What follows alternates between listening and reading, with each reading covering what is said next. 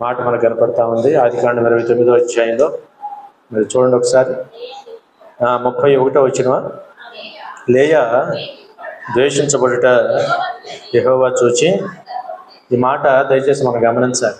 ఎవరు ఈవిడ అని మనం గమనించినప్పుడు, లాబాను కుమార్తెల్లో ఉన్న 2 కుమార్తెల్లో పెద్ద కుమార్తె. అవును కదా, లేఖనాలు మనం చూసాం. కాబట్టి ఇవాళ వాక్యం ఉన్న మన అందరి జీవితాల్లో కూడా మనం గమనించి అర్థం చేసుకోగలిగితే, తెలుసు మనకు వాక్యం, యాకోబు మరి అన్న దగ్గర మోసం చేసి, తండ్రి దగ్గర మోసం చేసి, తల్లి సలహా మేరకు మామైన లాబాని ఇంటికి వచ్చేసాడు. అక్కడ లాబానికి 2 కుమార్తెలు ఉన్నారు. 2 కుమార్తెలను ముఖ్యంగా చిన్నదాని పేరు రాహేలు, పెద్దదాని పేరు లేయా అని వాక్యం సెలవిస్తాం. రాహేలు బహు సౌందర్యవతి, అందగత్తి అని బైబిల్ సెలవిస్తూ ఉంది. లేయా జబ్బు కలగలిగిందని బైబిల్ సెలవిస్తూ ఉంది. రేపళ్ళు జబ్బు కలగలిగి మరి ఆ విధంగా ఏమాత్రం కూడా అంత సందాలు లేని వ్యక్తిగా కనపడతాం. ఆ పరిస్థితుల్లో లేఖనాలు మనం చూసాం. యాకోబు రాహేలును ప్రేమించాడని బైబిల్ సెలవిస్తాం. యాకోబు రాహేలును ప్రేమించాడు. పైవచనం చూడండి. యాకోబు రాహేలును కూడెను, మరి అతడు లేయా కంటే రాహేలును కంటే, ఆ మాట గుర్తుపెట్టుకోవాలి, లేయా కంటే రాహేలును బహుగా ప్రేమించి అతనికి మరి 7 ఏండ్లు కొలువు చేశాడని బైబిల్ సెలవిస్తా ఉంది. హల్లెలూయా. కాబట్టి ఈ మాటలు బట్టి మనకి ఏమర్థం అవుతా ఉందంటే, యాకోబు యొక్క మనస్తత్వం ఏంటో అర్థమవుతా ఉంది. మరి ఆ విధంగా రాహేలు మనస్తత్వం, లేయా మనస్తత్వం, ఇవన్నీ కూడా లేఖనాలు చూస్తే మనకు అర్థమవుతాం. ఈ పూట మనం నేర్చుకోబోయే వాక్యం ఏమిటంటే, ఆ విధంగా ఒక నిరాకరించబడిన స్త్రీ ఏ విధంగా దేవుడు ఆమెను చూచి దేవుడు ఆమెను హెచ్చించాడో వాక్యం చూద్దాం. నిరాకరించబడిన, విస్మరించబడిన, తృణీకరించబడిన, ఎవరి ప్రేమకు నోచుకొని ఒక స్త్రీ దేవుడు ఆమెను చూచి దేవుడు ఏ విధంగా హెచ్చించాడు. ఎవరు హెచ్చించాలి? గమనించండి. ఎవరు హెచ్చించాలి? దేవుడు హెచ్చించాలి. దేవుడు ఏ విధంగా హెచ్చించి ఆమెకు చక్కని విలువ దేవుడు తీసుకొచ్చాడో కొన్ని విషయాలు దయచేసి కూడా మనం గమనించే ప్రయత్నం చేద్దాం. అందుకని వాళ్ళ లేఖనాలు మనం చూసినప్పుడు దేవుని వాక్యం సెలవిస్తున్నమాట. పరిశుద్ధ గ్రంథంలో ఇట్లా నిరాకరించబడి, తృణీకరించబడి, ఆ విధమైన పరిస్థితుల్లో ఎవరైతే నెట్టివేయబడతారో అట్లాంటి వారందరినీ కూడా లేఖనాల్లో ప్రభు ఖచ్చితంగా వారిని జ్ఞాపకం చేసుకుంటాడు. అయితే నిరాకరించబడ్డవారం, తృణీకరించబడ్డవారం ఏ లక్షణాలు కలిగి ఉండాలో ఒక 6-7 లక్షణాలు నేను మీతో చెప్తాను. ఇప్పుడు వింటారా? ఒక 6-7 లక్షణాలు. నిరాకరించబడటమే కాకుండా నిరాకరించబడ్డవారు ఏ లక్షణాలు కలిగి ఉంటే దేవుడు చూస్తాడు. నిరాకరించబడ్డంత మాత్రం దేవుడు చూస్తాడని కాదు. నిరాకరించబడ్డవారు దేవునికి కావాల్సిన లక్షణాలు మనం కలిగి ఉంటే, మంచి లక్షణాలు మనం కలిగి ఉంటే, అట్లాంటి వారిని దేవుడు ఖచ్చితంగా వారి మీద దేవుడు దృష్టి పెడతాడని, దేవుడు వారిని ఖచ్చితంగా లక్ష్య పెడతాడని లేయాను చూస్తే మనకు అర్థమవుతాం. ఏమిటి ఆమెలో ఉన్న అంత గొప్ప లక్షణాలు, ఏం జరుగుతూ ఉంది వాక్యం అని ఒకసారి మనం వాక్యపు లోతులకు మనం వెళ్ళగలిగితే, సరే చిన్నామను ప్రేమించాడు యాకోబు. అనుకోని రీతిగా 7 సంవత్సరాలు కొలువు చేయమన్నాడు. మామైన లాభాన్ని ఏమన్నారు? 7 సంవత్సరాలు నాకు జీతం చేస్తే నేను ఆ విధంగా రాహేలు నుంచి పెళ్లి చేస్తానని చెప్పాడు. ఆ ప్రకారం 7 సంవత్సరాలు కష్టపడి, ఏమాత్రం కూడా మోసం లేకుండా కష్టపడి నిస్వార్థంగా మావింటికాడ సత్యచాకిరి చేశాడు. ఎవరు? ప్రేమ ఎంత పైన చేయించుద్దంటగా. ప్రేమ మంచిది, ప్రేమ గొప్పది, ప్రేమ ఎప్పుడు కూడా శ్రేష్టమైంది. కాబట్టి వాళ్ళ ప్రేమ కొరకు నిజంగా ఎంత చాకిరి చేశాడో. ఎవరు? యాకోబు చాకిరి చేసి 7 సంవత్సరాలు కొలువు అయిపోగానే చక్క వివాహానికి రెడీ అయిపోయారు. శుభ్రంగా పెళ్లి చేసేసుకున్నాడు. పెళ్లి చేసుకుని ముసుగు తెత్తి మేడం గారు కనపడతాం. పెళ్లి చేసుకొని ఆ ముసుగు తీసినప్పుడు మరి రాహేలు బదులుగా లేయా కనపడతాం. వెళ్ళి గబగబా మరి వెంటనే మామ దగ్గరికి వెళ్ళి అడిగినట్టుగా లేఖనాలు చూసాం. ఏం జరిగింది, ఎందుకు ఇలా చేశాం? వెంటనే ఆయన అన్నారు కదా, మా వంశంలో మాకున్న ఆచారం ఏంటంటే పెద్దదానికి పెళ్లి చేయకుండా చిన్నదానికి పెళ్లి చేయకూడదు. పెద్దావిడికి పెళ్లి చేయకుండా చిన్నావిడికి పెళ్లి చేయకూడదు అని ఒక నియమం ఉంది కనుక ఖచ్చితంగా ఏమనిచ్చాను, రాహేలు కూడా నీకే ఇస్తాను, మళ్ళీ 7 సంవత్సరాలు కొలువు చేయమన్నాడు లాబాను. అవునా కదా? మరి 7 సంవత్సరాలు కొలువు చేయమన్నారు. ఇవన్నీ తెలిసిన విషయాలకు పాస్టర్ గారు మళ్ళీ నొక్కి ఎందుకు చెబుతున్నాడు, మనకు కావాల్సిన అంశాలు కూడా ఈ వాక్యంలో ఉన్నాయి కాబట్టి దయచేసి మీరు శ్రద్ధగా ఆలోచించాలి. హల్లెలూయా. కాబట్టి మరి 7 సంవత్సరాలు కొలువు చేయమన్నాడు. మళ్ళీ ప్రేమ చూశారా? అందుకే అన్నాను, ప్రేమ కోసం ఏదైనా చేస్తాం. ప్రేమ కొరకు మళ్ళీ 7 సంవత్సరాలు, మొత్తం 14 ఏళ్ళు రాహేలు కోసం కొలువు చేశాడు. మళ్ళీ 7 సంవత్సరాలు చాకరీ చేశాడు. మళ్ళీ 7 సంవత్సరాలు జీతం చేశాడు. దాదాపు 14 సంవత్సరాల పిదప 14 సంవత్సరాల తర్వాత మొత్తానికి లాబాను అన్నమాట ప్రకారంగా మరి ఆ విధంగా రాహేలు కూడా ఇచ్చి వివాహం చేశాడు.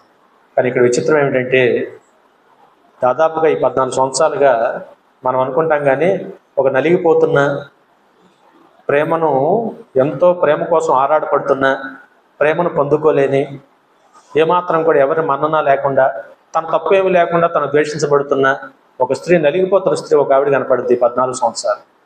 ఈ 14 కాదు, తర్వాత కూడా ఈ 14 సంవత్సరాల్లో నలిగిపోతున్న ఒక స్త్రీ మనకు మౌనంగా కనపడతా ఉంటాం.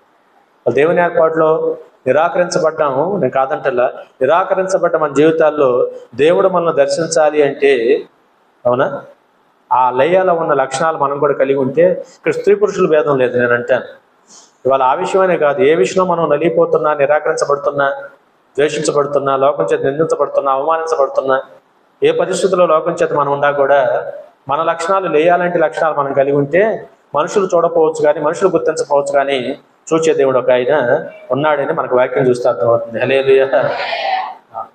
కాబట్టి ఇవాళ ఈ కనపడకుండా, ఈ క్యారెక్టర్లో మనకు కనపడుతున్న వాక్యం కొద్దిగా కానీ ఆ కనపడకుండా ఒక స్త్రీ నలిగిపోతున్న పరిస్థితి. కొన్ని విషయాలు స్త్రీ లేని వారు ఎవరికి చెప్పుకోలేరు. పుట్టింటి వారితో చెప్పుకోలేరు, మెట్టినింటి వారితో అసలే చెప్పుకోలేని పరిస్థితి. అర్థమవుతుందా? పుట్టింటి వారితో కొన్ని చెప్పుకోలేము. చాలా విషయాలు సహోదరి, కొంతమంది కొన్ని బాధలు, కొన్ని ఇబ్బందులు ఉంటే పుట్టింటి వారికి చెప్పుకుంటారు.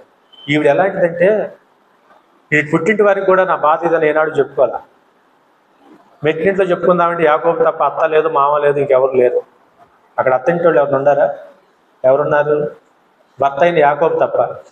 వచ్చేసాడు కదా, ఇక్కడికి వచ్చి ఇల్లరికి, ఒక రకంగా ఇల్లరికి ఉంటున్నాడు కదా, ఇక్కడే ఉంటున్నాడు కనుక మరి ఏదన్నా అత్తతో చెప్పుకుందామా, మామతో చెప్పుకుందామా, బావగారితో చెప్పుకుందామంటే ఆ కుటుంబం ఏం దగ్గరగా లేదు. ఎవరితో చెప్పుకోవాలో అర్థం కాదు, చెప్పుకోలేని పరిస్థితి, నిరాకరించబడుతున్న పరిస్థితి, లోపల నలిగిపోతున్న పరిస్థితి. కానీ నిజంగా సహోదరుడా, దేవుడు ఎంత గొప్పవారు అంటే, దేవుడు మనస్సు చూసే దేవుడు మన జీవితాలు, హృదయాన్ని చూసే దేవుడు మన జీవితాలు, మనసులో ఉన్న అంతరంగ స్వభావాన్ని చూసే దేవుడు మన దేవుడి రోజు. కాబట్టి ఆ ప్రకారంగా వాక్యం ఏం చెబుతున్నాం అంటే, ఇక్కడ 2 విషయాలు. ఒకటి, వాళ్ళన్నిటికన్నా కూడా వివాహమైన తర్వాత ప్రతి స్త్రీ కోరుకునేది ఏంటంటే, నా భర్త నన్ను బాగా ప్రేమించాలని కామన్ పాయింట్. సహజంగా ప్రతి స్త్రీ కోరుకునేది. అంతస్తులు, మేడమిద్దలు సహజంగా ఎవరు కోరుకోరు. అంటే ఇవాళ కాలం ఏదో కథ మారుతా ఉందనుకోండి, అది తర్వాత పెడదాం. సహజంగా ప్రతి స్త్రీ కోరుకునేది ఏంటంటే, నాకు అంతస్తులు కావాలి, మేడమిద్దలు కావాలి, పేరు ప్రతిష్టలు కావాలని కోరుకోదు. మొట్టమొదట ఆమె కోరుకునేది, నా భర్త నన్ను బహుగా ప్రేమించాలని కోరుకోండి. నా యొక్క భర్త ప్రేమకు నేను పాత్రురాలు అవ్వాలని ఆశపడు. నా భర్త ప్రేమ నన్ను ప్రేమించగలిగితే అంతకన్నా ఆమెకు వేరే సంతోషము, వేరే ఆనందం, వేరే ఆస్తిపాస్తులు అవసరం. కానీ వాళ్ళ అవన్నీ కూడా ఆమెకు దక్కల. ఎవరికి దక్కల? లేయాకి ఇవేమీ కూడా దక్కల. కారణాలు మీకు తెలుసు. కాబట్టి వాళ్ళ యాకోబు కూడా ప్రార్థనాపరుడైనా కావచ్చు, దేవుని బిడ్డ అయినా కావచ్చు, ఇవన్నీ ఉన్నా కూడా తాను రాహేల్నే ప్రేమించాడు కనుక లేయాని పట్టించుకోవట్లేదు ఆయన కూడా. అయితే ఇందులో జరగకుండా జరిగింది ఏమో కారణం, ఏ కారణం చేత అయినా ఆవిడ నా భార్య అయింది కదా, కారణాలు ఏవైనా కావచ్చు, ఆవిడ నాకు భార్య అయింది కదా, ఆవిడని కూడా ఖచ్చితంగా నేను ప్రేమించాలి కదా అన్న మూల సూత్రాన్ని యాకోబు కూడా పాటించలేకపోయాడు. మూల సూత్రాన్ని యాకోబు పాటించలేకపోయాడు. కాబట్టి ఇక్కడ వాక్యంలో క్లారిటీగా స్పష్టంగా దేవుడు, ఇదిగో దేవుడు లేనిది చెప్పడు, ఉన్నది దాయుడు, లేనిది ఉన్నది. ఖచ్చితంగా యాకోబు మనస్తత్వం కూడా చెప్పాడు ఇక్కడ దేవుడు. యాకోబు కూడా ఖచ్చితంగా లేయాను బహుగా ప్రేమించి, అక్కడ వాక్యం ఉంది కదా, లేయాను పైకి వాక్యం, లేయా కంటే రాహేలును బహుగా, అది క్లియర్గా చెప్పేశాడు. ఆ మనస్తత్వం ఎలా ఉందో చెప్పేశాడు. ఇంకెవరు ఏదన్నా ఉంటే స్త్రీలు మీకు తెలియదేం కాదు, కొత్త భర్తతోనే చెప్పుకుంటారు. వివాహం అయిన తర్వాత, వివాహం కాకముందు తల్లిదండ్రులతో, సహజంగా తల్లితో ఎక్కువ చెప్పుకుంటూ ఉంటారు అనేక విషయాలు. వివాహం అయిన తర్వాత మంచి చెడు కాస్త భర్తతో ఆ విషయాలు చెప్పుకోవడానికి ఆశపడతారు. ఇక్కడ చూసినప్పుడు లేయా జీవితంలో మనం గమనిస్తే ఎక్కడ ఏమీ తగ్గట్లా. పుట్టింటి వారితో చెప్పుకోవడానికి అక్కడ పరిస్థితి లేదు. అన్యాయంగా, అక్రమంగా తండ్రి వదిలించుకునేటట్టుగా ఇష్టం ఉందా? చెప్పాడా? యాకోబు చెప్పాడా? లేయాని రెడీ చేస్తున్నప్పుడు బావకి ఇష్టం ఉందో లేదో, ఎంత బావ అయినా మరి ఆ విధంగా చెల్లిని ప్రేమిస్తున్నాడు కదా, మరి ఆ విధంగా నన్ను ఇచ్చి కడితే ఎలా ఉంటుందో, అది ఎంత ప్రతిలాడి ఉంటుంది. ఆమె ఇష్టాయిష్టాలు పక్కన పెట్టేసి, ఆమె ఆలోచన పక్కన పెట్టేసి తండ్రి వదిలించుకున్నామన్న మనస్తత్వంతో యాకోబు ఇచ్చి పెళ్లి చేసి అవతల పారేసి. మనస్తత్వం ఇక్కడ లాభాన్ని మనస్తత్వం ఏమిటి అన్నారు అందరూ? చల్లగా ఉంది వాతావరణం. లాభాన్ని మనస్తత్వం ఏమిటి? ఆవిడ కూడా ఖచ్చితంగా అయ్యో ఎంతైనా నా కుమార్తె ఇష్టాయిష్టాన్ని గౌరవించాలన్న మనస్తత్వం లాభంలో కూడా లేదు. ఎట్టొకటి వదిలించుకుంటే పోద్ది అన్నట్టుగా ఏమాత్రం కూడా అసలు అవతల వ్యక్తికి ఇష్టం ఉందా లేదా, చేసుకునేవాడికి ఇష్టం ఉందా లేదా, చేసుకునే నా కుమార్తెకి ఇష్టం ఉందా లేదా అని ఎవరు ఇష్టాలతో పని లేకుండా ఒక రకంగా మోసకరంగా, అందరు చెప్పండి, మోసకరంగా మోసంతోనే వివాహం చేసాడు. అవునా కదా? ఇంకా తండ్రితో ఏం చెప్పుకుంటూ వెళ్ళి, నా కష్టమైంది, నా పరిస్థితి, నా భర్త నన్ను ప్రేమించట్లేదు, అప్పం చేసుకోవట్లేదు, ఆప్యాయతగా పలకరించట్లేదు, ఏ సుఖం నాకు లేదని వెళ్ళి తండ్రితో ఏం చెప్పుకుంటుంది? ఇంక చెప్పినా కూడా అర్థం చేసుకునే పరిస్థితి అక్కడ కనపడ్డ, పుట్టింటో కనపడుతుంది.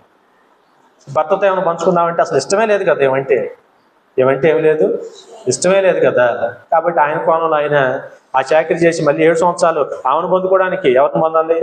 రాహేలు పొందడానికి చాకరీ చేస్తాడు తప్ప మరి లేయాని ప్రేమించాలి, నా భార్య కదా అన్న ఆలోచన, కనీస ధర్మాన్ని పాటించాలి యాకోబు వాడు. ఇటు తండ్రి ప్రతి స్త్రీకి సహజంగా నేను చెప్పే మాట, కన్న తండ్రి కట్టుకున్న భర్త, పుట్టింటోనేమో కన్న తండ్రి అండ, వివాహం అయిన తర్వాత కట్టుకున్నవాడు అండ.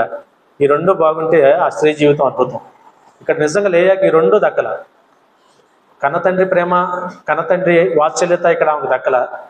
కట్టుకున్న భర్త ఏమన్నా నన్ను కాస్త అక్కడ లేనిది ఇక్కడ దొరుకుద్దంటే ఈయన అసలే ఇష్టపడుతుందా. 2 రకాల దెబ్బతిని, 2 రకాల అయిష్టంగా ఎంతసేపటికి యాకోబు యొక్క దృష్టి అంతా రాహేలు యొక్క సౌందర్యం మీదే ఉంది తప్ప, రాహేలు యొక్క అందం మీదే ఉంది తప్ప. ఆ విధంగా అందుకని వాక్యంలో దేవసేవకుడు అంటూ అన్నారు, అమ్మ యాకోబు కానీ మిగతా వారంతా రాహేలు అందాన్ని చూస్తే దేవుడు లేయా హృదయాన్ని చూచాడంట. హల్లెలూయా, హల్లెలూయా. మనుషులు అందుకని పై రూపాయలు చూస్తాడు, దేవుడు అంతరంగ స్వభావాన్ని చూస్తాడు. మనుషులు ఎంతసేపు కూడా రాహేలు యొక్క సౌందర్యాన్ని చూచారు తప్ప, మరి ఆ విధంగా లేయా మనసులో ఉన్న బాధను, మనసులో ఉన్న హృదయాన్ని, మనసులో ఉన్న వేదనను, మనసులో ఉన్న ఆ గూడు కొట్టుకుపోయిన ఆ యొక్క కన్నీటిని ఎవరు చూచారంట? దేవుడు. అందుకని వాక్యం దేవుడు చూచాడని బైబిల్. ఎవరు చూచారు? దేవుడు చూచాడు. పైగా ఏం చేయబడుతుంది? ఆవిడ అందరి చేత ద్వేషించబడతా, దొరకాల్సిన ప్రేమ దొరకట్లేదంట. పైగా ఎదురు ఇంకేంటంటే, ప్రేమ దొరకపోయినా నార్మల్గా ఏమైనా ఉంటున్నారా అంటే, ద్వేషించబడటం అంటే అర్థం అదేగా. ఉండారు అందరు ఇక్కడ నార్మల్గా చూడటంలో ఆవిడ ద్వేషించబడటం అంటే అర్థం చికాకిచ్చుకుంటున్నారు. కనపడితే చీ అంటున్నారు. మనం కనుక కుక్కను చేదరించుకున్నట్టుగా అవి ఎక్కడ కనపడితే అక్కడ మనుషులందరి చేత ద్వేషించబడుతున్నది అని వాక్యం సెలవిస్తాం. ఇందాక నాను లేనిది చెప్పడం, ఉన్నది దాయుడు దేవుడు.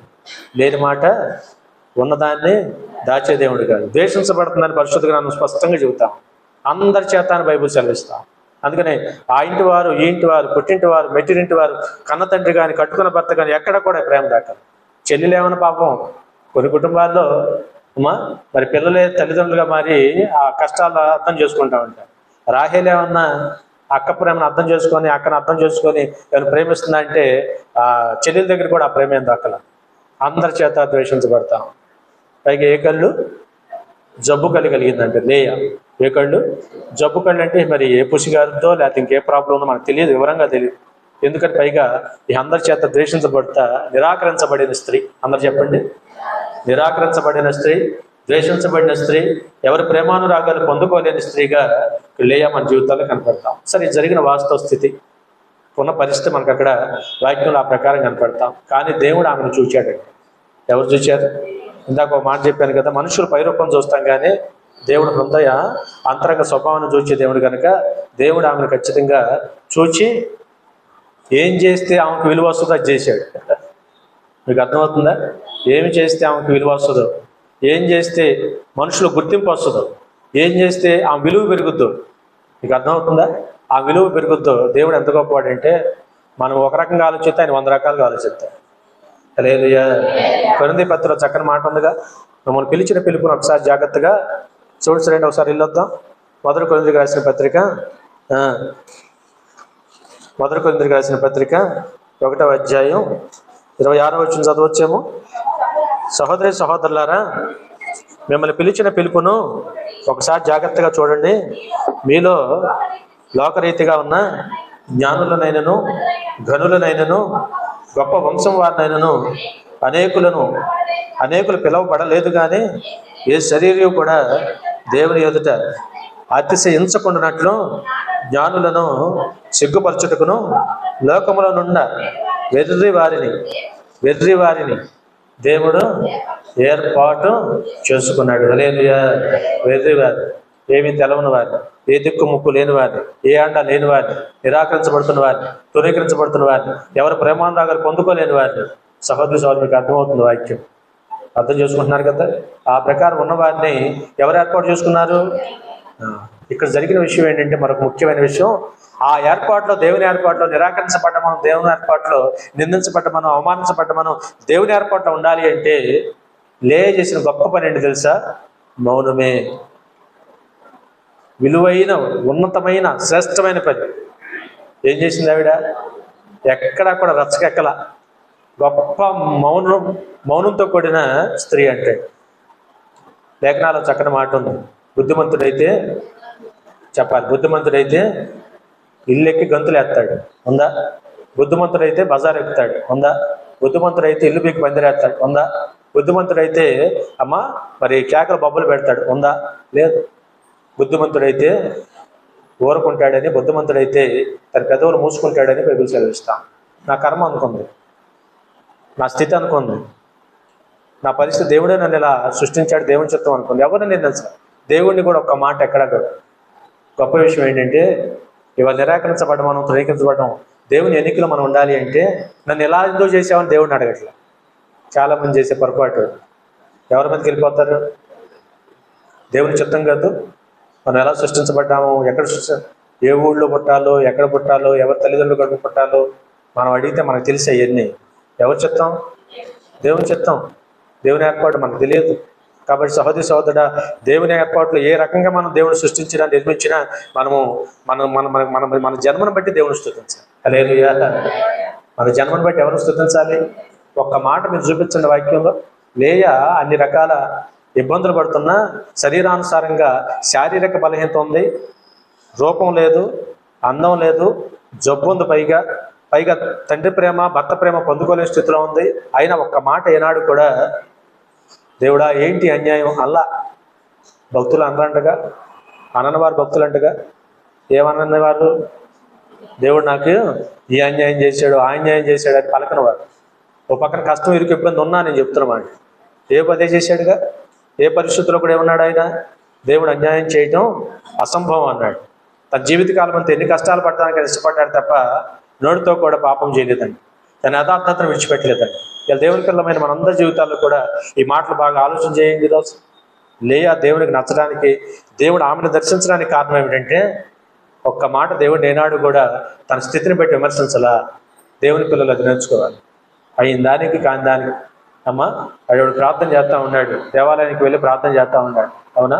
నాకు అది లేదు, నాకు ఇది లేదు, నాకు అది లేదు, నాకు ఇది లేదని ప్రార్థన చేస్తుంటే మరొకడు ప్రార్థన చేస్తున్నాడు, అయ్యా నాకు చక్కగా మరొక రోజు ఇచ్చే వందనాలు, మరొక జీవితం ఇచ్చే వందనాలు, చక్కని కృపించే వందనాలు, అది ఇచ్చావు, ఇది ఇచ్చావు అంటే ఎవడరా బాబు ఇంతలో భక్తులు అన్ని ఇచ్చేసాడు ప్రార్థన చేస్తాడని కళ్ళు తెరిచి ఆ వ్యక్తిని చూస్తే ఆ వ్యక్తి ఎలాంటి వాడంటే ఒక కాలు లేదు, ఒక చేయి లేదంట. అతను ఒక కాలు లేదు, ఒక చేయలేని వ్యక్తి. లేని వాటిని బట్టి విమర్శించకుండా నాకు జీవితం ఇచ్చావు, జన్మ ఇచ్చావు, ఈ రోజు మళ్ళీ ఆయుష్ ఇచ్చావని ఉన్న వాటిని బట్టి దేవునికి ప్రార్థన చేస్తుంటే ఈ వ్యక్తి బుద్ధి తెచ్చుకున్నాడంట. కాలు చేయలేకపోయినా అన్నీ ఉన్నాయని దేవుని స్తుతిస్తుంటే, నాకు అన్నీ ఉన్నా నేను ఇంకేదో కావాలని దేవుడిని ఇంకా యాచిస్తూ ఉన్నాను, నాకన్నా నీవే గొప్పవాడు అని, నా ప్రార్థన కన్నా నీ ప్రార్థన శ్రేష్టమైందని బుద్ధి తెచ్చుకొని తన ప్రార్థనా జీవితాలు మార్చుకున్నాడంట ఒక వ్యక్తి. హల్లెలూయా. అవును కదా, మనకి ఎన్నున్నా ఏమున్నా ఇంకేదో కావాలని బద్దాకలు ఏడవటం కన్నా ఏమున్నా ఏమి లేకపోయినా ఉన్నదాన్ని బట్టి, ఉన్న స్థితిని బట్టి ఏ స్థితిలో కూడా దేవుని స్తుతించగలిగితే అది గొప్ప విషయం కదా. లేయా పనిచేశారు. ఏ బలహీనతలు తనలో ఉన్నా, ఏ జబ్బు తనలో ఉన్నా, ఏ ప్రేమానురాగం లేకపోయినా ఏనాడు దేవుని స్తుతించడం మానుకోవాలి. ఏనాడు దేవుని దగ్గర కంప్లైంట్ చేయాల. ఏం చేయాల?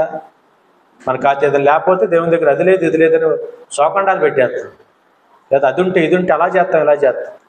ఏముంటే ఏం చేస్తాం, ఏం చేయమో మన సంగతి అంతా ఆయనకు తెలుసు.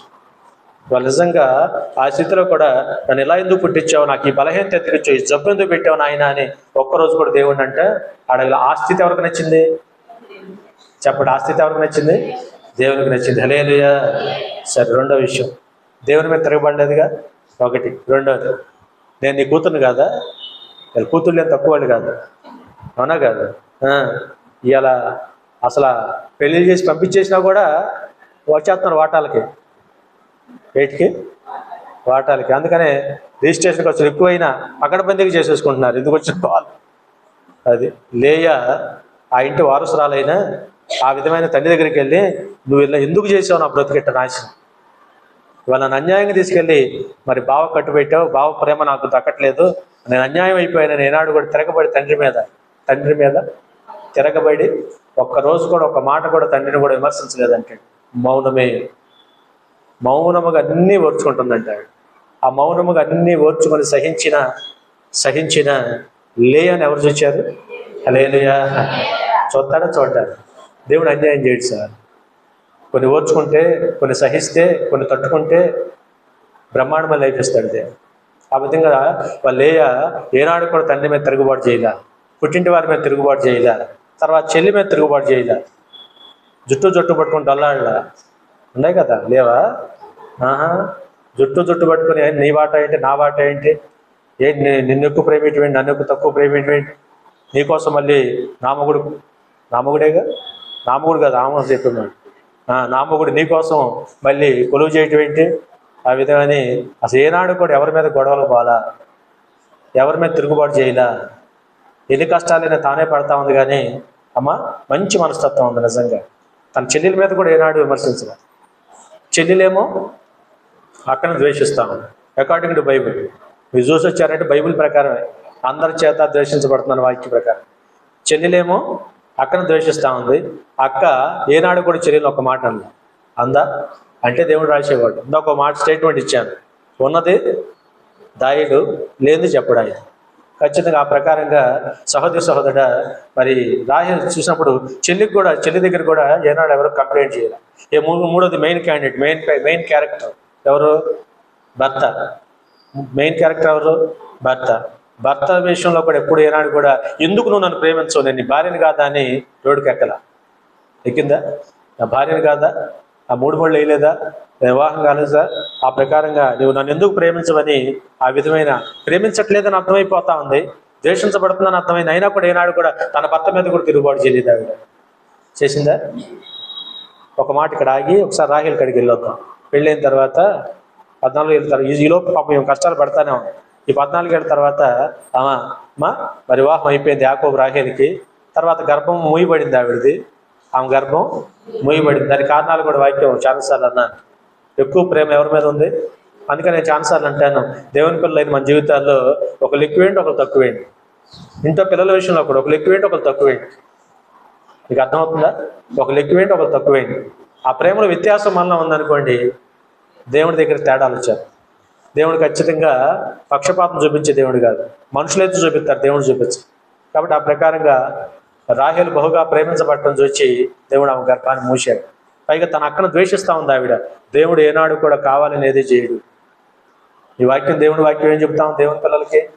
నీ పొరుగువాడిని, దేవుడిని ప్రేమించాలి, దేవుడిని సేవించాలి, నీ పొరుగువాడిని కూడా ప్రేమించాలి, నిలువలే నీ పొరుగువాడిని ప్రేమించాలన్న మాట మాట పక్కన పెట్టి ఎప్పుడు కూడా అక్క మీద ఎప్పుడు కూడా ద్వేషం. నువ్వు ఆమెను ద్వేషిస్తే దేవుని చూస్తా ఊరుకుంటాడు.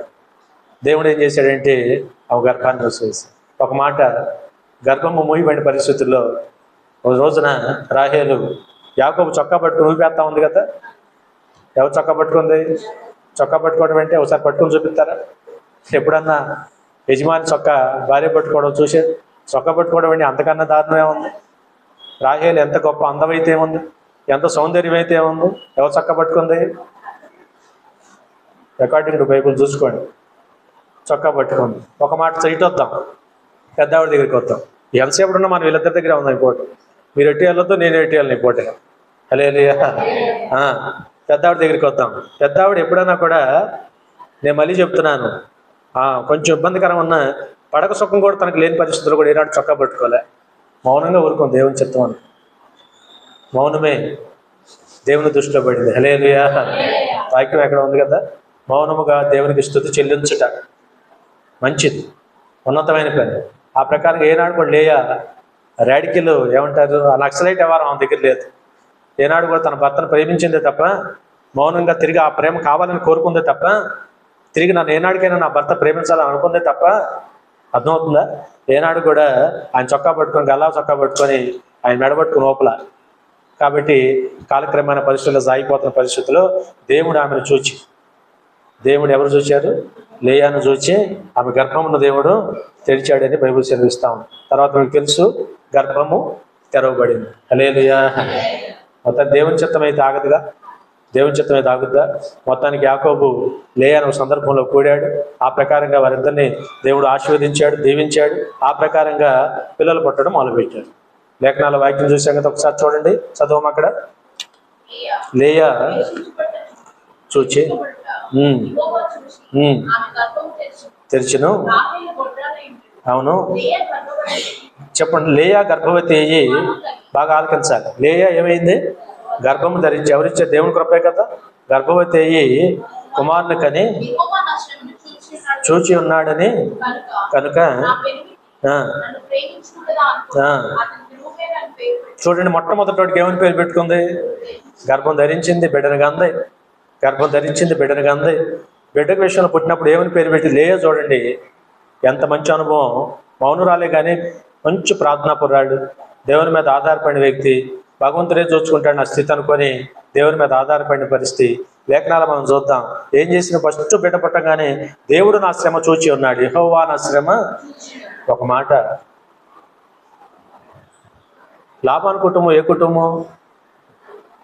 విగ్రహారాధన కుటుంబం, అవునా కదా? లాబాను కుటుంబం ఏ కుటుంబం? విగ్రహారాధన కుటుంబం. లాబాను బహు విగ్రహ దేవతలను పూజించేవాడు. ఆటోమేటిక్గా తండ్రి ఏం చేస్తాడు? పిల్లలు అదే చేస్తారు. నాకు తెలిసే అకార్డింగ్ టు బైబుల్ లేయా కానీ రాహేలు కానీ విగ్రహారాధనలోనే వారు కూడా ఉన్నారు. ఎక్కడ ఉండాలి? కానీ చూడండి, లేయాని గమనించండి, మీకు బాగా వాక్యానికి పరిశీలన చేయండి, వాక్యాన్ని గమనించండి. వివాహమైన తర్వాత భర్త నమ్ముచున్న భర్త దేవుడిని ఆరాధించడం మొదలుపెట్టింది లేయా, మౌనముగానే. హల్లెలూయా. ఏమని సంబోధించింది ఆవిడ? దేవుడే నా గర్భం తెరిచి, యెహోవా అనే నా గర్భము తెరిచాడని నమ్మింది. యెహోవా నా శ్రమను చూచాడు అంటుంది. బాగా ఆలకించాలి వాక్యాన్ని. యెహోవా నా శ్రమను, యెహోవా నా శ్రమను అంటే ఈ శ్రమకాలంలో, కష్టకాలంలో ఎవరి మీద కంప్లైంట్ చేయలేదు, ఎవరి మీద తిరుగుబాటు చేయలేదు, ఎవరిని ఏం అనలేదు. కానీ తన కష్టమంతా మౌనంగా ఎవరు చెప్పుకుంటుంది ఈ లోపు ఈవిడ? హల్లెలూయా. దేవుడు అంటే యెహోవా దేవుడు అంటే చూడండి ఎంత గొప్ప విషయం. ఇంతకాలము తన తండ్రి నేర్పిన విగ్రహాలు, లేకపోతే తను మరి ఆ ప్రకారంగా ఎంతకాలము పూజించిన విగ్రహాలు జోలి బాటలు ఆవిడ ఎంత మార్పు వచ్చేసింది చూడండి తెలియకుండానే. వివాహమైన పిమ్మట వెంటనే ఎవరిలోకి వచ్చేసింది ఆవిడ? యెహోవా దేవుళ్ళలోకి వచ్చేసింది. ఎంతమంది ఉంటారు చెప్పండి? నేను చెప్తే వ్యత్యాసం మీరు గమనించాలి. యెహోవా దేవుడిని నమ్మేసుకోండి, ఇక్కడ కష్టమంతా బాధ అంతా ఆ దేవుని చెప్పుకోండి. అంటే ఇప్పుడు యాకోబు అవునన్నా కాదన్నా మీకు తెలుసు కదా, లాబాను ఇంట్లో ఉంటున్నా దేవుని విడిచిపెట్టలేదు కదా, లాబాను ఇంట్లో ఉంటున్నా ప్రార్థన చేయటం మానలేదు కదా, లాబాను ఇంట్లో ఉన్న వారి విగ్రహాలకు మొక్కలేదు కదా. ఇక్కడ యాకోబును కూడా మనం మెచ్చుకోవాలి ఈ విషయం. హల్లెలూయా. నేను మళ్ళీ ఇంకో సందర్భంలో అన్నాను, మనం ఎచ్చటుండా ఎవరి మధ్య ఉండా మనలో దేవుడు ఉండాలంట. హల్లెలూయా. మనం ఎచ్చటుండా ఎవరి మధ్యలో ఉండా, ఎంతమంది విగ్రహారాధనలో జనాల మధ్య మనం ఉన్నా మనలో ఎవరు ఉండాలి? నీ ప్రభు నీలో ఉండాలా, నీ ప్రభును ఆరాధించే వ్యక్తిగా ఉండాలా, నీ ప్రభుకు నువ్వు ప్రార్థన చేసే వ్యక్తిగా ఉండాలా. ఆ లక్షణం యాకోబులో పుష్కలంగా ఉంది. మొత్తానికి ఈయన ఇంట్లో ప్రార్థన చేస్తున్నప్పుడు భార్య కదా, మెల్లమెల్లగా ప్రార్థనకి ఆ యొక్క దేవునికి దగ్గరైపోయి మౌనంగానే చక్కగా దేవుడిని నమ్మేసుకొని దేవునికి ప్రార్థన చేసుకోవడం మొదలుపెట్టేసింది. మారటానికి ఎంతసేపు కావాలి సార్? మారు మనసు రావడానికి ఎంతసేపు కావాలి? మనిషి మారటానికి ఎంతకాలం కావాలి? జీవితకాలం కావాలా? రెప్పపాటు కాలం సార్. ఆ రెప్పపాటు కాలంలో మారిపో. నాకు ఇప్పుడు జెసికాను చూస్తే నాకు ఆమె గుర్తుకోవాలి. వందనాలు, వందనాలమ్మా, వందనాలు చెప్పరా అంటే అదేలే. వాళ్ళు జెసికాను చూస్తే అన్యురాలుగా వచ్చి వివాహ విషయంలో మరి ఆ విధంగా మరి దేవుని వివాహం చేసుకొని ఆ రోజు నుంచి ఈ రోజు వరకు మానకుండా దేవుని పని చేస్తాం. బాప్తిజాలు పొందారు, వాక్యం వింటుంది, ప్రార్థన మీద శ్రద్ధ వచ్చింది. ఆ ఆసక్తిని బట్టి నేను చాలా సంతోషపడ్డా. డిటో లేయా, వందనాలు. అంటే ఆయన యాకోబు కాదమ్మో, మళ్ళీ అట్ట మళ్ళీ అట్ట సతీష్ కూడా అది కాదు. మళ్ళీ మీరు అంత వాక్యం ఆ కోణంలో ఆలోచించమాక. No second, only one. మొత్తం ప్రేమంతా ఆమెకే ఇచ్చాడు ఆయన కూడా. కొంచెం కొన్ని పోలికలు చూడండి, అన్ని చూడమాక. కాబట్టి ఆ రీతిగా సహోదరుడా నిజంగా మరి అంజురాలుగా ఉన్న ఈ పిల్ల కూడా నిజంగా నేను చాలా ఉన్నట్టు నేను మాట్లాడతాను. మీరు కూడా చూస్తున్న విషయాన్ని. అంజురాల్లో ఇంట్లో నుంచి వచ్చి విగ్రహాల నుంచి వచ్చి ఇవాళ ఏమీ తెలవకుండా ఇక్కడికి వచ్చి ప్రభువుని నమ్ముకొని మరి ఈ విధంగా ఆనాడికి నేను ఈనాడు కూడా చూస్తున్నా దాదాపుగా రెండేళ్ళు అయిపోయిందా ఈ పెళ్ళి? 14-16 నెలలు అవుతాం. ఈ కాలంలో మీరు చూసినంత వరకు కూడా రక్షణ పొంది రక్షణ ఎక్కడ పెడుతున్నారో కొంతమంది చూస్తే నా బాధగా. అన్యురాలైన దేవుని వాక్యం విని రక్షణకు ఇష్టపడి రక్షణ పొందిన నాటి అది పెళ్లి రక్షణ కాదని నిరూపించింది నాకు సంతోషం. ఏ రక్షణ కాదు? పెళ్లి రక్షణ. పెళ్లికి ఆటోమేటిక్ హడావుడిగా పాస్టర్ గారు మరి 15వ తారీఖు పెళ్లిగా మరి అయ్యా మేమేం గోగుతూ ఉంటాం, బాప్తిజం లేకుండా పెళ్ళి ఏంటి నాయన, రాసేద్దాం పరిశుద్ధ వివాహం రాస్తాం ఎట్టయ్యా అంటే రక్షణ పొందాలా రాసుకో పలానా రోజు ఇచ్చే మాకు వివాహం కోసం అన్నట్టుగా కొంతమంది ప్రవర్తిస్తూ ఉంటారు. కానీ ఇవాళ నిజంగా ఈ దంపతులు నేను చూస్తే ఎవరి కాలంలో పెళ్లి కోసం బాప్తిజం కాకుండా ఆ టైంలో అవసరాంతరం తీసుకున్నా దానికి తగ్గట్టుగా వారు జీవించారు. హల్లెలూయా. దానికి తగ్గ క్రమం వారు చూపించారు. అతతో పాటు నయోమి రూతు వందనాలు ఒక్కోనంలో చక్కగా ఆయా కోటాలకి గృహాలకి ఎక్కడ పడితే అక్కడ చక్కగా వచ్చి ఓపిక మేరకు పాటలు పాడి వాక్యం చదివి చక్కగా ఎంత విశ్వాసం రావాలో అంత విశ్వాసం చూపించింది. ఇవాళ దేవుడు ఆమెను దూచాడు. ఖచ్చితంగా నేను ఎంతో ఆశపడుతున్నామని ఈ మధ్యకాలం నుంచి ఖచ్చితంగా ఈ కార్యం ద్వారా ఇంక చాలా కార్యాలు జరగబోతున్నాయి. హల్లెలూయా. ఈ కార్యాన్ని బట్టి చాలా మేలులు ఆ దంపతులు చూడబోతున్నారు. అనేకమైన ఆశీర్వాదాలు వారు చూడబోతున్నారు. సమాధానం పొందబోతున్నారు. ఆస్తిపాస్తులు రాబోతున్నాయి. హల్లెలూయా.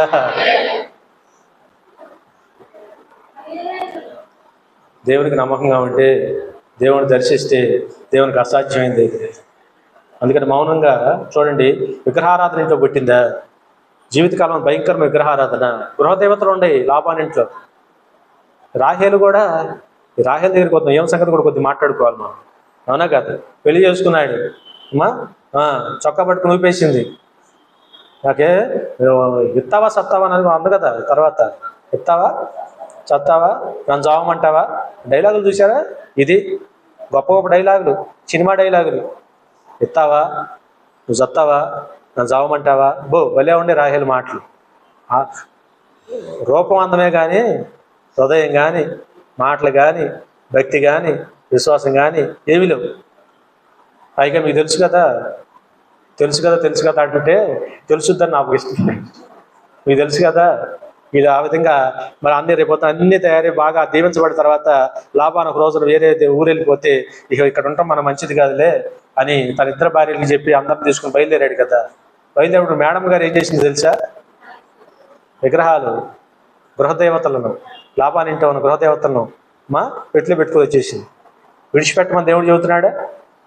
ఇప్పుడు జెసికా ఏమైనా తెచ్చుకుందంటారు గృహదేవతల్ని? తెచ్చుకోలేదుగా. చక్కగా ఏం పట్టుకుంది?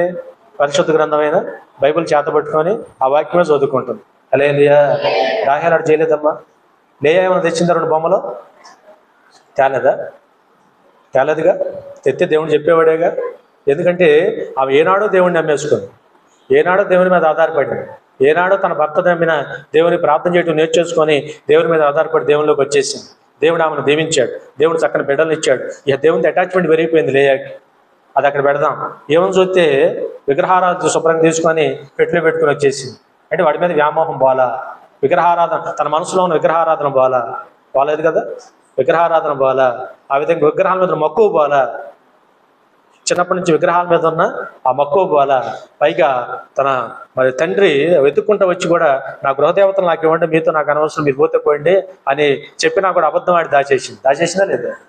అబద్ధం ఆడి పెట్టి కింద పెట్టుకొని పెట్టి మీద కూర్చొని వందనాలమ్మా పెట్టిలో పెట్టి మీద కూర్చొని నేను కడగా ఉన్నాను దగ్గర రామాకు అని అబద్ధం ఆడి, కడగా లేదు ఆ రోజు, కడగా ఉన్నాను అబద్ధం ఆడి తన తండ్రిని వెనక పంపించేసి ఇన్ని రకాలు చేసింది ఆవిడ వాక్యం చూస్తూ.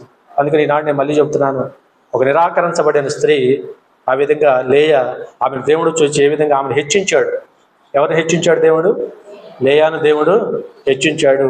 ఏ విధంగా హెచ్చించాడు? దానికి కారణాలు ఏమిటని మనం చూసుకుంటే ఈ రోజున ఖచ్చితంగా ఈ వాక్యం యాప్ట్గా కనపడతా ఉంది ఈరోజు. హల్లెలూయా. అప్పుడు ఆ రీతిగా సహోదర వాక్యం మన జీవితాల్లో. తర్వాత లేయకు పుట్టిన పిల్లలందరూ చూడండి. మొదట పుట్టినప్పుడు ఏమని పేరు పెట్టింది? దేవుడే నా శ్రమను చూచాడు. చెప్పండి, దేవుడే నా శ్రమను చూచాడు కనుక నా పెనిమిటి ఇంకేనన్నా నన్ను బాగా ప్రేమిస్తాడేమో కదా. ఇంకా అప్పుడు కూడా తను ఎవరి ప్రేమను కోరుకుంటుంది? నా భర్త ప్రేమ నాకు బాగా దక్కితే బాగుండు అనుకుంటుందే తప్ప అనుకొని తన పెద్ద కొడుకు ఏమైనా పేరు పెట్టుకుంది? యోబేలు అని పేరు పెట్టింది. తర్వాత చదువు అక్కడే మరలా గర్భవతి కుమారుని కని ద్వేషించబడునన్న సంగతి యెహోవా విన్నాడు కనుక, ద్వేషించబడుతున్నానన్న సంగతి ఎవరున్నాడు?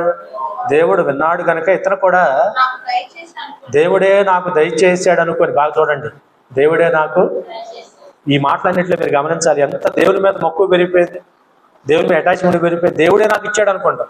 వాక్యం ఏం చెప్తా ఉంది? గర్భఫలం ఆయన ఇచ్చు, కుమారులు ఆయన ఇచ్చు. అవునా? వాక్యం అదే కదా. గృహమైనా, ఇల్లైనా, వాకిలైనా, బిడ్డలైనా, మరి ఏదైనా వల్ల దేవుడు మనకి ఇచ్చిందే అని మనం నమ్మాలి. ఈరోజు ఆ మాట పుష్కలంగా, పరిపూర్ణంగా, బలంగా ఎవరు నమ్మారు? లేయా. దేవుడే, యెహోవా దేవుడే నాకు, నేను ద్వేషించబడిన సంగతి చూచి నా మొర ఆయన విన్నాడు కనుక ఈ బిడ్డను కూడా దేవుడే నాకు దయచేశాడు అనుకొని అతనికి షిమ్యోనను పేరు పెట్టిందంటే, హల్లెలూయా. ఎంత గొప్ప విషయాలండి. వాడు ఇలా దేవుని పిల్లమైన మన జీవితాల్లో ఈ విషయాలన్నీ మనం గమనించాలి. ఇవాళ ఆ దేవునికి లేయకున్న ఆ ఏర్పాటు, లేయా ఏ విధంగా దేవుని మీద మౌనంగా ఆధారపడిపోయిందో, వాళ్ళ దేవుని పిల్లలు మన జీవితాలు మనం ఆ ప్రకారంగా దేవుని మీద ఆధారపడగలిగితే మన బాధ, లోకంలో ఎవరి ప్రేమ దక్కపోయిన పర్ల దేవుడి ప్రేమ దొరుకుతుంది. హల్లెలూయా. ఎంతమంది చేత నిరాకరించబడ్డ పర్ల, ద్వేషించబడ్డ పర్ల దేవుడు తప్పక మనం దర్శిస్తాడు అనేది లేయని చూస్తే మనకు అర్థమవుతాం. ఇంతటితో ఆగిందా? ఆగల. ఇంకేం చేశాడు దేవుడు? మరలా గర్భవతి. ఈ వరసే సిస్టరు మీ సిస్టర్ కదమ్మా, లేయా సిస్టర్. లేయా సిస్టర్ సంగతి ప్రస్తుతం ఆగిపోయాడు. ప్రస్తుతం ఏమో మాత్రం దేవుడు గర్భం తెచ్చినప్పుడు టకటక వరుస పెట్టి సంవత్సరం దిగేటప్పుడు పిల్లలు వచ్చేస్తున్నారు. ప్రతి సంవత్సరం పిల్లాడు, పుట్టే పిల్లాడు. పెద్దోడికేమో రూబేను, రెండోడికేమో షిమియోను, మూడోడి పేరు చదువమ్మ, కదా. తుదకు ఈసారి ఇదిగో బాగా ఆలకించాలి, కొంచెం ప్రేమ వచ్చిందండి. కొంచెం ఏమొచ్చింది? ఎక్కడో ఉంటుందిగా. నిజంగా ఇంతగా నేను ప్రేమించకపోయినా, ఒక రకంగా చీచాన్ని ద్వేషిస్తున్నా, ఏనాడు నా పెద్ద భార్య లేయా ఎక్కడ కించిత్తు కూడా ఆ బాధను కానీ ఆ పరిస్థితి కానీ నా మీద వ్యక్తపరచకుండా లోబడి తగ్గించుకొని ఆ విధంగా నా ప్రేమ కొరకు ఎదురు చూస్తున్న ఆ తపన ఏదైతే కనపడుతుందో, ఆ తపన ఏదైతే కనపడుతుందో సహోదరుడా, అది యాకోబు కూడా ఎక్కడో గమనించాడు. కొంచెం లేఖనాలు మనం గమనిస్తే, ఆలోచన చేస్తే అక్కడ ఏముందంటే కొంచెం హత్తుకున్నాడంట. వందనాలు. ఏం చేశాడు?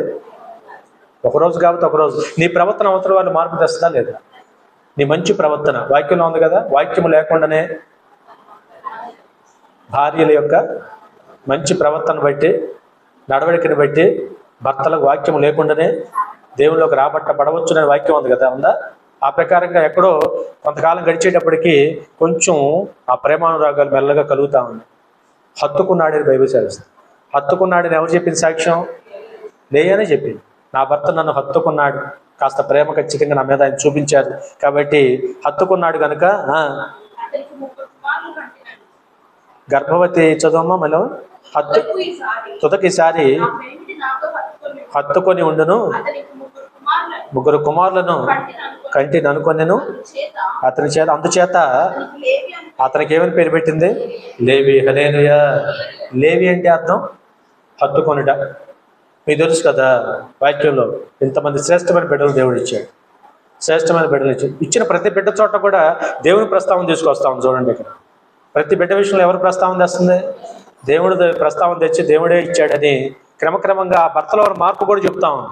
భర్తలో ఉన్న మార్పు కూడా చెబుతాం. కిందకు వస్తుంది ఇంకొక మాట, ఆమె మరలా గర్భవతి. నా సామిరంగా పక్కన ఆమె సిస్టర్ పరిస్థితి ఏంటో, కోపం పెరిగిపోదు. మెల్లగా ఎక్కడో తెలియకుండా ఆ భర్త ఆ బహుప్రేమ కాస్త మెల్లగా లేయా మీదకి లైట్గా ట్రాన్స్ఫర్ అవుతా ఉంది. ప్రేమ అవుతుంది. పిల్లలు అటాచ్మెంట్ కదా, పిల్లలు బంధం కదా. ఆ పిల్లలు వచ్చే కొలది కొంచెం పైగా ఆమె మౌనంగా అన్ని తట్టుకొని ఓర్చుకొని ఎదురెక్కడ చొక్కబడి కోపలేదు ఎప్పుడు కూడా, అవునా కదా, విమర్శించలేదు కదా.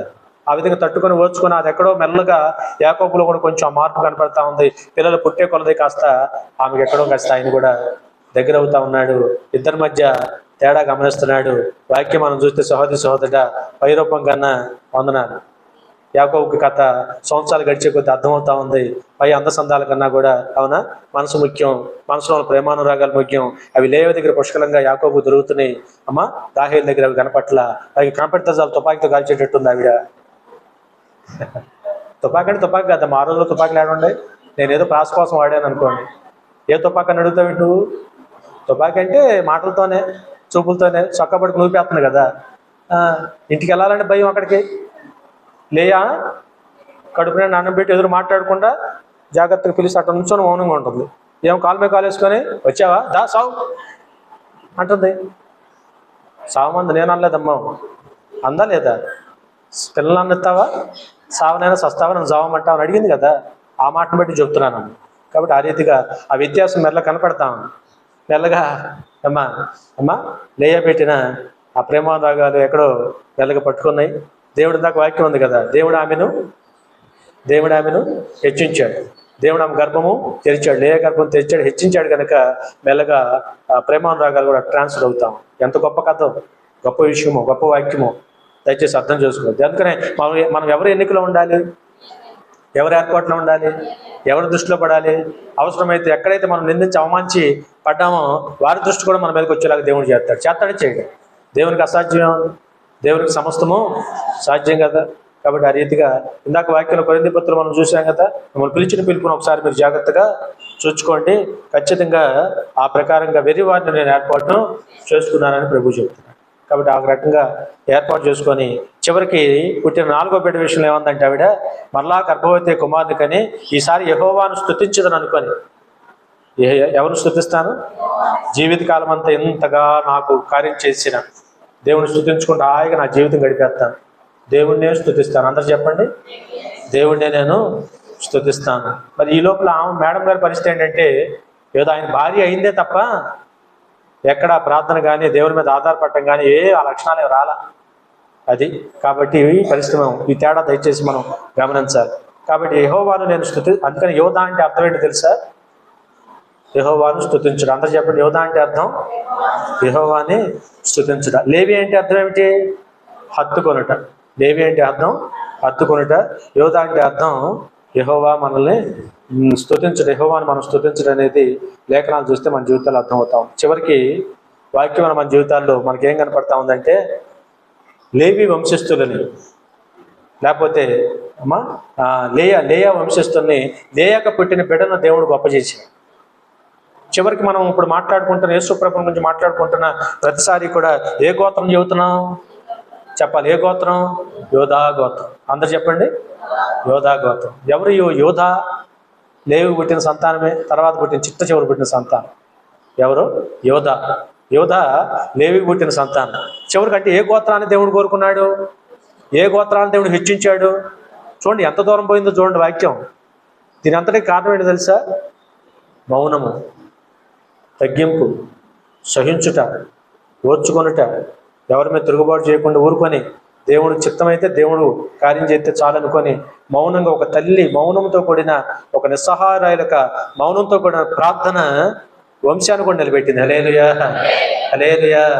దేవుడు తర్వాత మనం చూసాం మా ఇజ్రాయేల్ యొక్క 12 గోత్రాల్లో ఎక్కువ అగ్రస్థానం లేయా పిల్లలదే.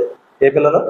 లేయా పిల్లలు. తర్వాత యేసు ప్రభువుని గురించి మనం మాట్లాడుకున్న ప్రతిసారి ఆయనకున్న పేర్లో మరో పేరు ఏంటంటే యోధా గోత్రపు సింహం అంటున్నాం కదా.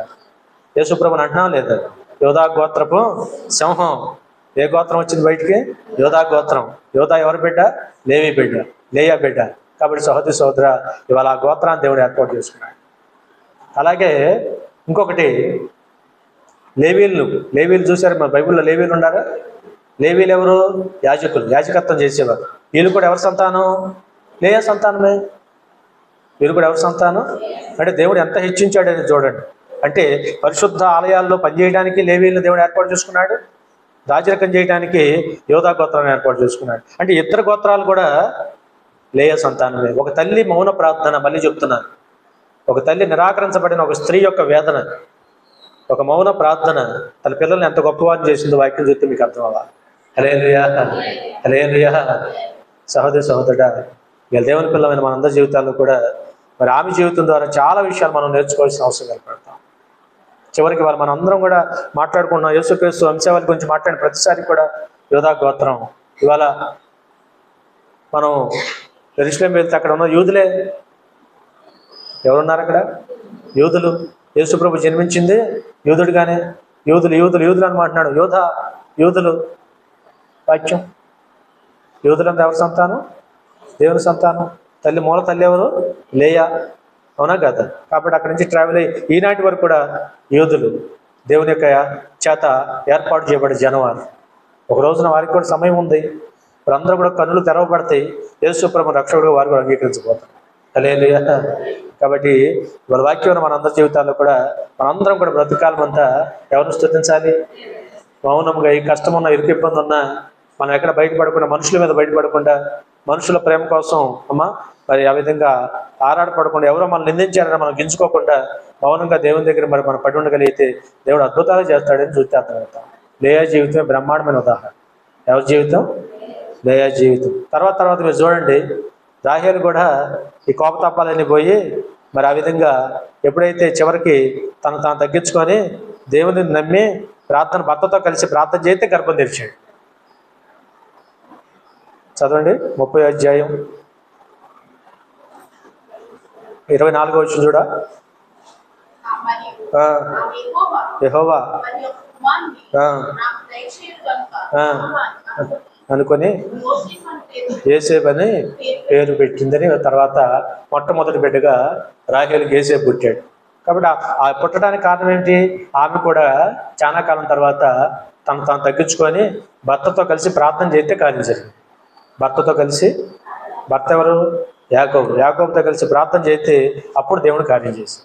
కాబట్టి ఈనాడు దేవుని పిల్లలు మరి మనందరి జీవితాల్లో మరి లేయా జీవితాన్ని మనం ఎదురుపెట్టుకుని ఈరోజు అన్యురాలుగా ఉన్న ఆవిడ ఏ విధంగా ట్రాన్స్ఫర్ అయిపోయిందో, దేవుని నమ్మకంతో దేవుని మీద ఆధారపడిందో, ఈ లక్షణాలు ఒక స్త్రీలే కాదు, పురుషులైనా స్త్రీలైనా మన రోజువారీ జీవితంలో దేవుని పిల్లలు ఎవరైనా కూడా మన జీవితాల్లో ఏ పరిస్థితుల్లో మనం ఉన్నా, ఎన్ని రకాల కష్టాలు, ఇరుకులు, ఇబ్బందులు ఉన్నా మౌనంగా దేవుని దగ్గర మనం ఉండగలిగితే, ప్రార్థన చేసుకోగలిగితే దేవుడు చేయాలి కార్యం. మనుషులు చేస్తే ఏమవుతుంది చెప్పండి? ఎవరు చేయాలి కార్యం? దేవుడు చేస్తే అది అద్భుతంగా ఉంటుంది. దేవుడు చేస్తే దేవుడు తీసుకెళ్ళి గొప్పవారిని చేస్తాడా? వాక్యంలో ఏముంది? యెహోవా ఆశీర్వాదము ఐశ్వర్యము తెచ్చిపెట్టును, నరుల కష్టార్జితం చేత అదంతా ఎక్కువ కాదు. మనం ఎంత కష్టపడినా దేవుని చిత్తం కాదు. ఎవరు దీవించాలి? ఎవరు ఆశీర్వదించాలి? ఎవరు కృప పొందాలి? ఎవరి దృష్టి మన మీద ఉండాలి? దేవుని దృష్టి మన మీద. దేవుని దృష్టి మన మీద ఉంటే ఆటోమేటిక్గా తర్వాత ఎవరైతే మనం ద్వేషించారో వారి దృష్టి కూడా మన మీదకి వచ్చేలాగా దేవుడు చేస్తాడు. హల్లెలూయా. వాళ్ళ దావీదు మీద ఎవరి దృష్టి ఉంది?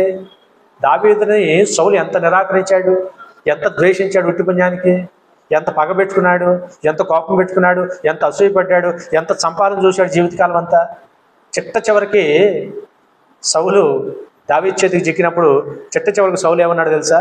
దావీదా, నాయనా, నాకంటే నువ్వే గొప్పవాడివి, నేనేమో జీవితకాలం అంతా నీకు అపకారం చేయాలనుకున్నాను, నువ్వేమో నాకు ఉపకారమే చేశావు, చంపే అవకాశం ఉన్నా నన్ను చంపకుండా కాపాడావు, నాకంటే నువ్వే గొప్పవాడు నాయన, ఏనాటికైనా ఇజ్రాయేల్కి రాజు అవుతావు, గొప్పవాడు అవుతావు, దేవుని కృప పొందినవాడు అని చెప్పాడు. హల్లెలూయా. చెప్పండి, ఏ కృప ఉంది నీకు? చెప్పండి, ఏ కృప ఉంది నీకు? దేవుని కృప ఉందని శత్రువు చేత దేవుడు చెప్పించాడు. ఇవాళ లేయా విషయంలో కూడా లేయా మీద ఎవరి కృప ఉంది? దేవుని కృప ఉంది. కాబట్టి ఇవాళ ఆ గోత్ర వంశం వారిని దేవుడు దీవించి చివరికి యేసుప్రభు కూడా ఆ వంశాలను పుట్టాడుగా. యేసుప్రభు వంశావళి అంటే ఏం చెప్పుకుంటాం? యోధా గోత్రం అంటే లేయా మూలం. కాబట్టి ఆ పరిస్థితుల్లో అంటే ఒక వ్యక్తిని దేవుడు ప్రేమించి ఆ విధంగా హెచ్చిస్తే ఎంత గొప్పగా ఉంటుంది అనేది ఏమని చూస్తే అర్థమవుతాం. చివరికి వాక్యంలో మాటను చూడండి.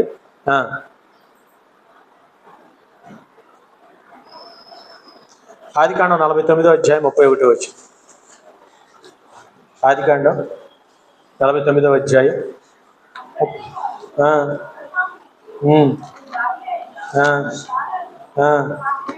పాతి పెట్టారు. అక్కడనే ఇస్సాకును తన భార్య అయిన పాతి పెట్టారు. అక్కడనే ఎక్కడంట? అబ్రహాము, శారా ఎక్కడైతే పాతి పెట్టబడ్డారో అక్కడనే ఇస్సాకు, రెబెకా, అక్కడనే లేయా కూడా పాతి పెట్టబడింది. హల్లెలూయా. అంటే చనిపోయిన తర్వాత కూడా ఎంత విలువైన స్థలం దేవుడు ఇచ్చాడు ఆమెకి. మీకు అర్థమవుతుందా? ఏమిచ్చాడు దేవుడు ఆమెకి? విలువైన స్థలం. ఎవరి పక్కన ఉండే అవకాశం ఇచ్చాడు? అబ్రహాం గారి పక్కన, శారం గారి పక్కన, ఇస్సాకు గారి పక్కన, రెబెకా పక్కన. ఆ గుహలోనే వారున్న పక్కన సమాధి దేవుడు ఆమెకు ఏర్పాటు చేశాడు. ఎంత గొప్ప విషయం అండి. ఏమండి, ఇది కూడా మనం మాట్లాడుకోవాలంటే ఖచ్చితంగా మాట్లాడుకోవాలి. హల్లెలూయా. అక్కడ సమాధుల్లో వారి పక్కన ఇవ్వడం కాదు, ఆయన రాజ్యంలో కూడా లేయక చోటు ఇచ్చాడు. హల్లెలూయా. ఉన్నతమైన విలువను దేవుడు ఆమెకి ఇచ్చాడు. కానీ రాహేలు, ఇంతగా ప్రేమించబడ్డ రాహేలు అయితే మార్గ మధ్యంలో వెళ్తున్నప్పుడు ఒక రోజున చనిపోతే ఆమె రోడ్డు పక్కన పాతి పెట్టవలసి వచ్చింది అనుకోకుండా. పరిశుద్ధ గ్రంథం సెలవిస్తున్న మాట. రాహేల్ని ఎక్కడ పాతి పెట్టారు? మార్గ మధ్యములో రోడ్డు పక్కన పాతి పెట్టి యాకోబు తన పని మరి ప్రయాణమే వెళ్ళిపోవాల్సి వచ్చింది.